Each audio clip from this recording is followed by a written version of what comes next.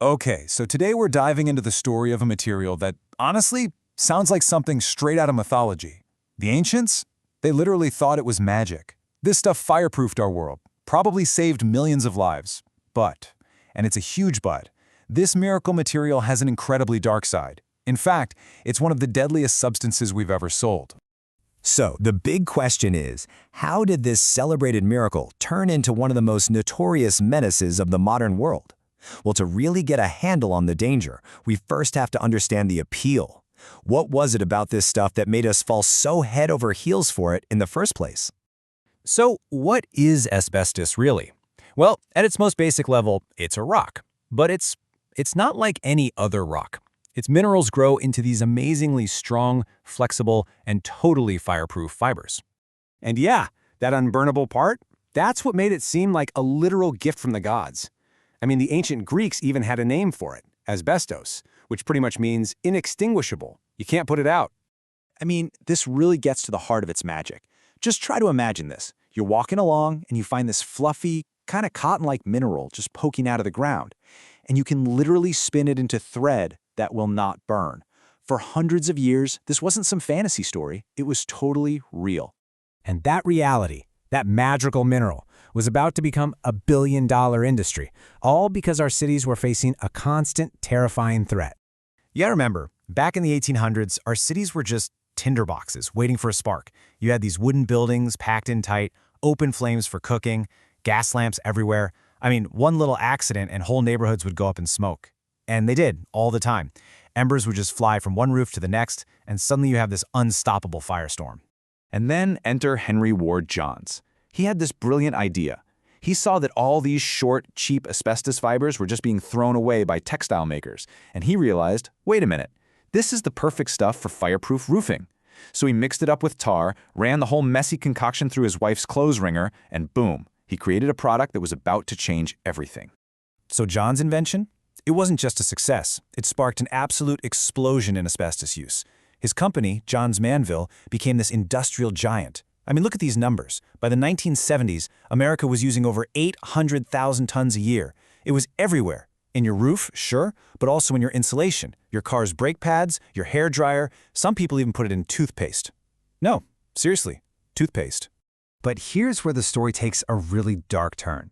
Because while asbestos was saving our buildings from fire, its tiny, invisible fibers were launching a silent, decades-long attack on the human body. It's such a cruel twist, isn't it?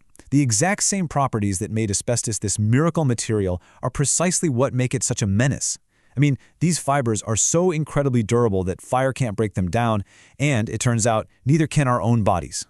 And the first real warning signs started popping up with people like Nellie Kershaw. She worked in a factory, breathing in asbestos dust day in and day out.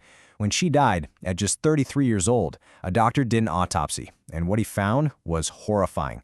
Her lungs were scarred, gritty, and just packed with these mineral fibers. He gave the disease a name, asbestosis. So what's actually happening inside the body? Well, you have these immune cells. They're called macrophages, and their job is to basically eat invaders. So they try to swallow these asbestos fibers, but the fibers are just too long and stiff. The best way to think about it is like trying to eat a toothpick sideways. It just doesn't work. The cells fail, they get, for lack of a better word, frustrated, and start releasing all these inflammatory chemicals that end up scarring your healthy lung tissue and even damaging your DNA, which can lead to cancer. And just how big was this problem? Well, the scale became terrifyingly clear thanks to a researcher named Dr. Irving Selikoff.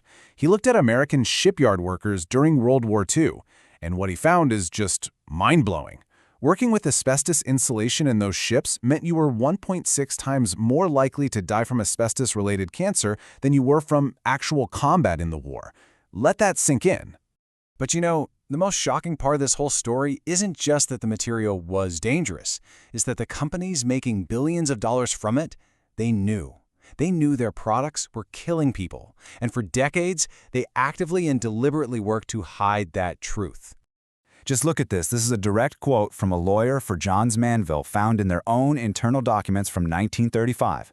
I quite agree with you that our interests are best served by having asbestosis receive the minimum of publicity. They weren't just clueless, they were actively covering it up as early as the 1930s. And it gets worse. This chilling exchange was recalled under oath, involving the president of Johns Manville himself. Someone asked him, "Do you mean to tell me you would let them work until they dropped dead?" His alleged reply, "Yes, we save a lot of money that way." It just lays the corporate mindset bare. Profits were more important than human lives, period. This wasn't an accident. They funded their own scientific research, and then, when the results came back showing how dangerous it was, they just buried them. They would edit reports to remove any objectionable material, which was code for any mention that asbestos caused cancer. It was a systematic, coordinated cover-up. Now, I know what you might be thinking. Okay, this is a horrible story, but it's a problem from the past, right? Wrong. It's not. The danger is still all around us, often in places you would absolutely never expect. I mean, asbestos is still hiding in plain sight. It's in millions of older homes, schools, and office buildings. But the risk isn't just in old construction. Because it's a naturally occurring mineral, it often contaminates other things we mine, like talc. And get this, as recently as 2017, asbestos was found in things like makeup and even kids' toys being sold at major retail stores. And if you want to see the horrifying, lingering legacy of asbestos, look no further than the aftermath of 9/11. The World Trade Center was packed with tons and tons of asbestos insulation. When those towers came down, hundreds of tons of it were just pulverized into this toxic dust cloud that covered lower Manhattan. And today, the diseases linked to that dust, they've killed more than twice as many people as the attacks themselves. So, why on earth haven't we just banned it completely? Well, the EPA actually tried to, way back in 1989, but the industry sued, and they won on a legal technicality. And even today, the regulations are just this complex mess, a patchwork of loopholes for testing, for classification, for removal, that makes it incredibly hard to actually deal with this deadly stuff. So here we are, left with this toxic legacy. We know the history. We know the science. We know the danger is still right here, in our homes, in our schools, in our environment. The industry lied, the regulators failed, and the menace is still with us. The story of asbestos is, more than anything, a chilling reminder of what happens when profits are put before people. And it leaves us with a question that's bigger than just asbestos. It's not just what are we going to do about this one deadly miracle, it's how do we stop the next one from ever happening?